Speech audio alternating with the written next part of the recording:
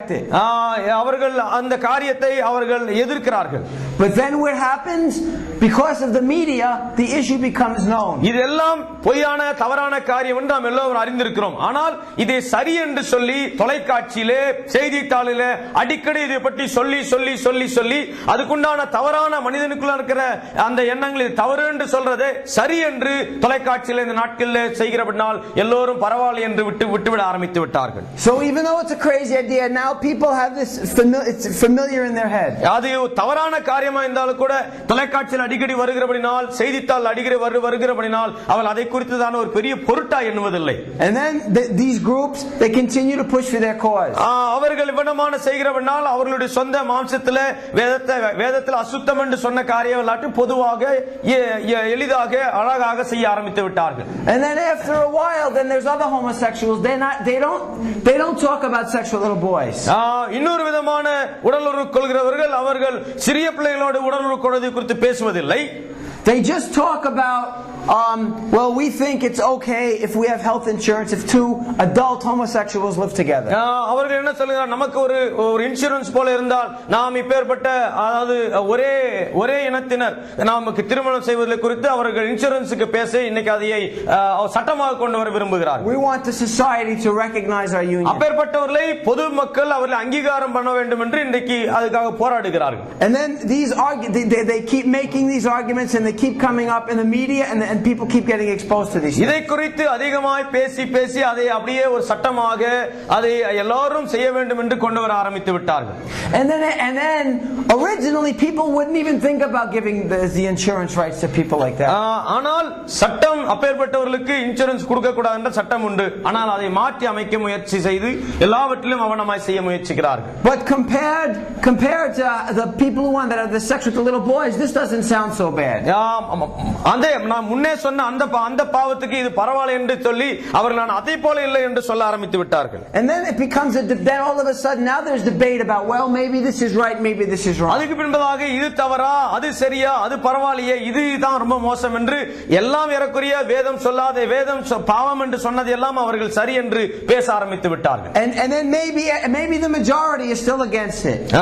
இன்னைக்கு அதிகமான ஜனம் அதுக்கு தான் இருக்கிறார்களே ஒழிய கொஞ்ச ஜனமே அதுக்கு எதிர்த்து இருக்கிறார்கள். But then these debates keep coming up and the media helps publicize these things. இந்த காரியத்தை தொலைக்காட்சியிலே அதிகமாய் போட்டு அதை எல்லாருக்கும் தெரியப்படுத்த ஆரம்பித்து விட்டார்கள். The media helps give attention to these evil things just like Eve gave attention to the devil. எப்படியாக ஏவாள் பிசாசுக்கு தன்னுடைய கவனத்தை செலுத்தினாலோ அதே போல இவனமான தவறான காரியங்களுக்கு தொலைக்காட்சியிலே வருகிற நிமித்தமா அநேகர் அதுக்கு கவனம் செலுத்துகிறார்கள். And so now there's a dialogue about these crazy ideas. இப்பொழுது இந்த தவறான காரியத்துக்கு ஒரு சம்பாஷணையும் ஒரு போட்டியுமாக வைத்து அவர் லவனமாய் பேச ஆரம்பித்து விட்டார்கள். And people get more and more used to it. அதிலே அவர்களுக்கு பழக்கமாய் விட்டார்கள், அது அவருக்கு தவறாக தெரியவில்லை.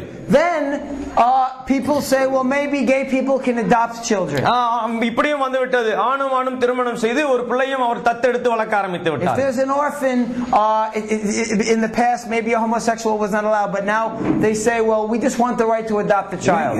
சட்டம் எப்படி இருந்தது என்றால் ஒரே இனத்தினர் திருமணம் செய்யும்போது ஆணும் திருமணம் செய்யும்போது எந்த பிள்ளையும் எடுத்து வளர்க்க கூடாது சட்டம் இருந்தது. ஆனால் இந்த நாட்களில் சட்டத்தை மாற்றி அமைக்க ஆரம்பித்து விட்டார்கள். Or to let a homosexual in the army. அப்பேற்பட்டவர்களை ராணுவத்திலும் சேர்க்க இன்னைக்கு சட்டம் வந்து விட்டது. Right now there was a rule called don't ask, don't tell. இப்பொழுது ஒரு சட்டம் என்ன சட்டம் இருக்கு என்றால் எதையும் கேட்காதே, எதை குறித்து கேள்வி கேட்காதே. If you were gay, the government wasn't going to ask if you were gay or not, but at the same time the homosexual person, if you're gay, you're supposed to keep it quiet and not tell. அப்பேற்பட்டவர்களை எந்த கேள்வியும் கேட்காமல் அவர்களை அப்படியே விட்டு விடுங்கள், அவர்கள் இருக்கிற மாதிரியே இருக்கட்டும் என்று செய்ய ஆரம்பித்து விட்டார்கள். So they said don't ask and don't tell. கேள்வி கேட்காதே, அதை பத்தி சொல்லாதே. The government shouldn't ask and the homosexual shouldn't tell. Government அதை குறித்து கேள்வி கேட்க கூடாது, அப்பேற்பட்டதை தவறான காரியங்களை பிராக்டிஸ் செயல்படுத்துறவர்கள் அதை குறித்து எதுவும் பேசக்கூடாது. So now you see we're still recognizing that there's something wrong. The government still knows there's something wrong. கவர்மெண்ட்டுக்கு தெரியும் இது தவறான காரியம் என்று, ஆனாலும் அதை குறித்து இன்னும் தவறா சரியா இருக்குமான்னு ஆராய்ச்சி பண்ணி கொண்டிருக்காங்க. But now it's a concession. அதுக்கு இப்பொழுது ஒரு விதமான ஒதுக்கீடு கொடுக்க ஆரம்பித்து விட்டாங்க. Now it's a compromise with the army people. அது எல்லாத்தோடும் சமரசனம் பண்றது காரியத்தையும் செய்ய ஆரம்பித்து விட்டார்கள். We already have gay people adopting children. நம்ம ஏற்கனவே அமெரிக்க தேசத்திலே இப்பேற்பட்ட ஆணும் ஆணும் பெண்ணும் பெண்ணுமாய் திருமணம் செய்கிறவர்கள் குழந்தைகளும் தத்தெடுக்க ஆரம்பித்து விட்டார்கள். And now Americans are getting more and more used to this because it's in the news all the time. இதை குறித்து யாருக்கும் எந்த விதமான பிரச்சனையும் இல்லை. ஏனென்றால் இவர்களை குறித்து அதிகமாய் தொலைக்காட்சியில் வருகிறபடினால் அதை குறித்து யாருக்கும் பிரச்சனை இல்லை, பொதுவாக ஆகிவிட்டது அதுவும். And so now they're pushing for gay marriage, something that would not have passed earlier. இதை குறித்ததான திருமணங்களை குறித்து முன்பதாக செய்யும் போது மற்றவர்கள் அதை அருவருத்தார்கள், அதை வெறுத்தார்கள். ஆனால் இந்த நாட்களில் அது யாரும் எதுவுமே சொல்லுவதில்லை. அதுவும் ஒரு பொதுவான காரியத்தை போல ஆகிவிட்டது. And the enemy doesn't give up. They just keep bringing up these issues. பிசாசானவன் அதை விடுவதில்லை. ஏதோ ஒரு விதத்திலே அதை உள்ளே நுழைத்துக் கொண்டுதான், உள்ளே துணித்துக் கொண்டுதான் இருக்கிறான். It's like continuing to dialogue with the devil. அதை குறித்துதான் அதிகமான சம்பாஷணைகள் பெருகிக் கொண்டே இருக்கிறது. And then pretty soon after a while maybe there will be a real bill for men to have sex with little boys. இதை குறித்துதான் நாட்கள் கடந்த பின்பு எல்லாம் பொதுவாகி அவர்கள் செய்கிற தவறான காரியம் தப்பாகவே தெரியாது, அது அப்படியே நிஜத்தை சரியானதை போல ஆகிவிடும். Because the change happens slowly. ஏனென்றால் மாற்றங்கள் உடனடியாக வருவதல்ல, கொஞ்சம் கொஞ்சமாய் மாற்றங்கள் வருகிறபடினால் யாருக்கும் அதை குறித்துதான ஒரு பிரச்சனை இல்லை. And people start getting brainwashed. மக்களுக்கு அவர்களுடைய சிந்தனைகளிலே அவனமான காரியம் தொடர்ந்து வருகிறபடினால் அது ஒரு பிரச்சனையாகவே இல்லை. அவர்களும் அது கூடயே பொறுத்துக் கொள்ள ஆரம்பித்து விட்டார். Satan's war is by lies against God's word. பிசாசுனுடைய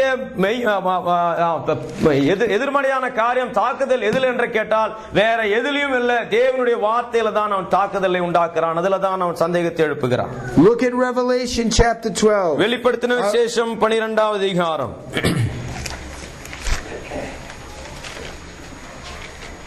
and verse 9. வெளிப்படுத்தின விசேஷம் 12வது அதிகாரம் 9வது வசனம். உலக மனதையும் மோசம் போடுகிற பிசாசு என்னும் சாத்தான் என்றும் சொல்லப்பட்ட பழைய பாம்பாகிய பெரிய வலுவரும் தள்ளப்பட்டது. அது பூமியிலே விட தள்ளப்பட்டது. அதோடு கூட அதை சேர்ந்த தூதரும் தள்ளப்பட்டார்கள். So it talks about the dragon, the devil, the serpent and Satan, all the same. இங்கே பார்க்கிறோம் பிசாசு தள்ளப்பட்டவன், பழைய பாம்பாகிய பிசாசு அங்கே என்று எல்லாவற்றையும் இங்கே வாசிக்கிறோம். It says he deceives the whole world. அவன் அங்கே முழு உலகத்தையும் வஞ்சித்தார் என்று பார்க்கிறோம். His weapon is deception. அவனுடைய ஆயுதம் எல்லாம் வஞ்சகமே. And through deception, the deception is targeted against God's word. அவனுடைய தந்திரம் எல்லாம் தேவனுடைய வார்த்தைக்கு விரோதமான தாக்குதல். Satan is a liar. பிசாசு பொய்யுக்கு பிதாவும் பொய்யுமே அவன் பொய்யுக்குண்டானவனாய் இருக்கிறான். What is the opposite of a lie? பொய்யுக்கு எதிர்மறையானது என்ன? Truth. The truth. Go to John 17:17. யோவான் 17வது அதிகாரம் 17வது வசனத்துக்கு நேராய் திருப்பலாம். உம்முடைய வசனத்தினால் அவர்களை பரிசுத்தமாக்கும், உம்முடைய வசனமே சத்தியம்.